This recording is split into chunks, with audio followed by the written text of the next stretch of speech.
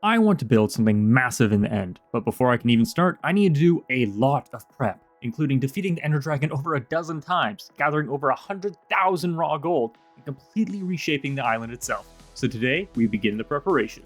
Now over on Twitch, when I did my live stream, I did a little bit of gold collecting, and with a little bit of help from chat, I found the best place to look is the Badland Mesa. It has the highest gold chances, so I found quite a bit, and as you can see here, I brought it all back and I fortuned it up and I got quite the output.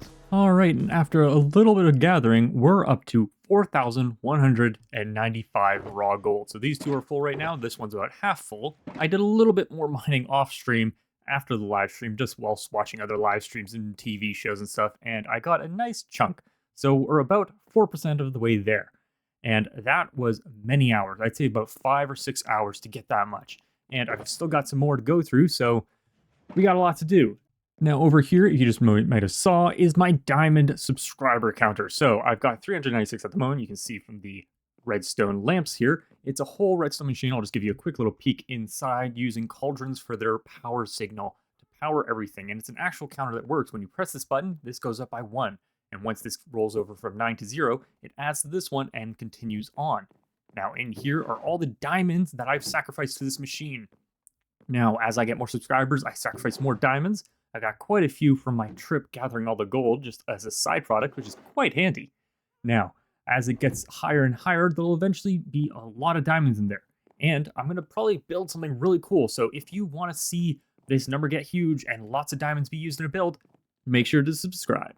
Alright, we're down here in my storage room, and actually recently I've started actually filtering it properly. You can see these guys are actually getting to work. I've set up all the filters for at least this wall, and I've slowly started picking up a couple on this wall as well. Problem is I got a couple blank ones that I don't know what I quite need, and especially for ones like the glass and stuff, I'm going to need one of every single thing to put into the filter so it actually works properly. Let's go up and just take a quick look.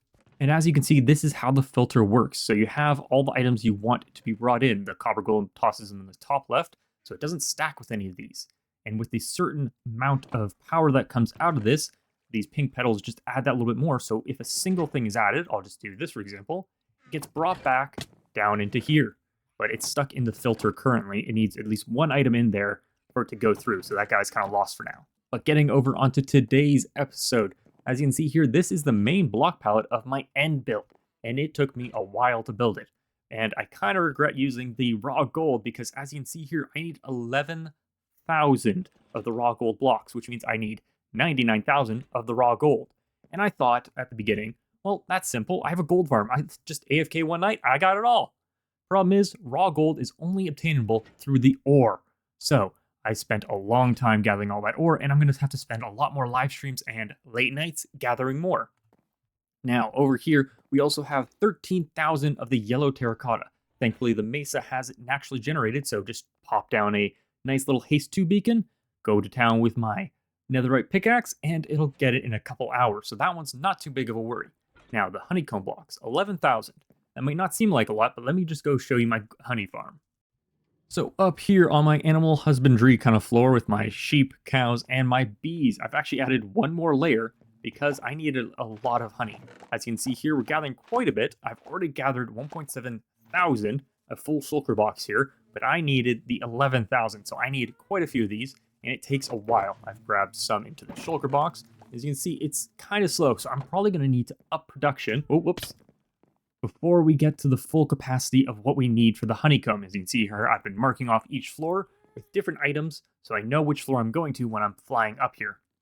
This one looks like a blank one, so I haven't added anything. But as you can see, I got the honey, that's the bit of wool, and the placeholders of the black stone until I get more items for what is going to be farmed on each floor. Alright, now that you kind of know the scale of this entire build, these aren't the only blocks, by the way. They're just only the big ones. Other ones are about 1,000 blocks each, but they add up very quickly. But that's enough for the material gathering for this episode. Now we need to get to the end. Alright, here we are in the end dimension. As you can see here, I've got my shulker farm working quite nicely, my XP farm over there, and not much else. Now, for this end build, it's going to be a doozy because I need to defeat the Ender Dragon to get all these end gateways open because I designed it with each of them all opened and spaced out. Now, that's over a dozen times. I'll have to double check how many times it actually is. But that is going to be a big undertaking because I have to kill the dragon so many times just to get them open. Then after that, I might actually have to move my farm here, or I might build something around it if it's within the area. Now the build is going to go from around there to basically the edge on that side all the way around. It's kind of a square figure in total, so it'll take up this entire end island. Now, I plan to have this little portal elevated on a platform, so I'm going to have to go down a couple dozen blocks on the end stone and flatten it completely. Now, the reason why I'm going to be doing all of this now is because I need to do a lot of prep before I actually build it, because if I ever want to get another bit of like the Ender Dragon breath, I would have to respawn them, and that would destroy the entire build. So, before we get to building the whole thing, we have to prep the area and gather those resources. So, whilst killing the Ender Dragon a bunch of times, we're going to have to get a lot of those bottles of dragon breath, because once I complete this build, I can never summon the Ender Dragon again. Another kind of small little thing I'll have to do is remove all these obsidian pillars as well as the bedrock on each one, which isn't too hard since I know the bedrock breaking technique and it's kind of out in the open opposed to like on the nether roof. But this is going to be a long digging process. That'll probably be another stream that I'm going to have to do, because I don't want to just be wasting my time. I'd rather be talking with you guys while streaming and doing that fun stuff. So, let's get to killing the Ender Dragon. Now, from a quick little bit of research, I have found that there are up to 20 of these end gateway portals. I've already got one, so that's 19 times I have to kill the Ender Dragon, as well as much Ender Dragon breath as I can get as possible. And I'll place it in a nice little corner, nice and safe away so I don't lose it like all the other shulker boxes I do. Alright, so for these fights, there wasn't really anything special going on. With the first dragon, I harvested almost 9 stacks of the dragon breath. I could have gotten a lot more, but he died to my thorns. Nothing really can do about that. The second dragon seemed a little bit parched because whenever he perched, it never did its breath attack. It just flew away, so only about a stack or so from the fireballs he fired. While waiting for the breath to collect, I kind of spent a little bit of time removing some endstone with the help of a beacon, but I realized I might have to resort to some TNT because it was taking forever. When collecting the dragon's breath, the fireballs that the dragon shoots can provide around 6 or 7 bottles per fireball, but when the dragon perches, the breath attack can get you at least double that. And if you find that sweet spot, you can get up to 48 bottles per breath. Using this technique, I was able to quickly fill up my first shulker box of dragon's breath. And with one shulker full, I decided to focus on just killing a dragon. But I've got a question for you guys. How many shulker boxes should I get? Because when I start building, I'll never be able to summon another dragon, so leave your suggestion down in the comments. Alright, and that is the 10th dragon I have defeated. So we have 10 open gateways, so we're halfway there to 20. Just need a little bit more, but I think I'm going to take a small break because killing the dragon is kind of getting a little bit boring. So I'm going to go and gather a bit of TNT to level out this area a little bit. As you can see from right here, this is how deep I need to go. It needs to be leveled at that level, the entire island. So literally thousands upon thousands of blocks, probably like tens, maybe even up to 100,000. I don't know. I don't really want to find out right now because that seems like a big project, but we're going to get a bit of TNT and we're going to do a little bit of mining. Alright, after a night of AFKing at my gunpowder farm, I had a full shulker box worth of them. I left the AFK mode, so I didn't get any XP sadly, but don't really need any from all those dragon killings. Let's go back. I gathered a little bit of sand a little while ago. I've stockpiled just enough. I should have enough to get a decent chunk of TNT. Alright, a shulker of gunpowder and a shulker of sand. Let's see how much we can actually get out of this. Low on inventory space. Ooh.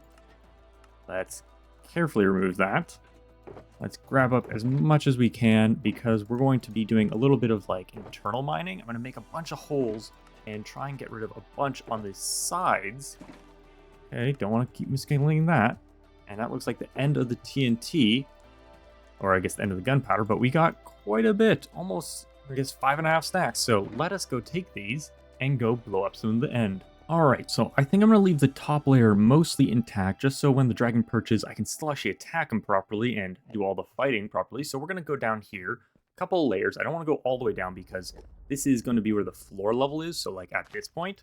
So I don't want to destroy too much more. So what we're going to do is we're going to do a little bit of diving like this, and we're just going to make a long tunnel. And then we're going to place a bunch of TNT in it. I don't know if I'm going to put it every block, maybe every other block or so, just so we can get so much of it done. And we'll see how much we can actually get done. So let's do a little time lapse of some blowing up.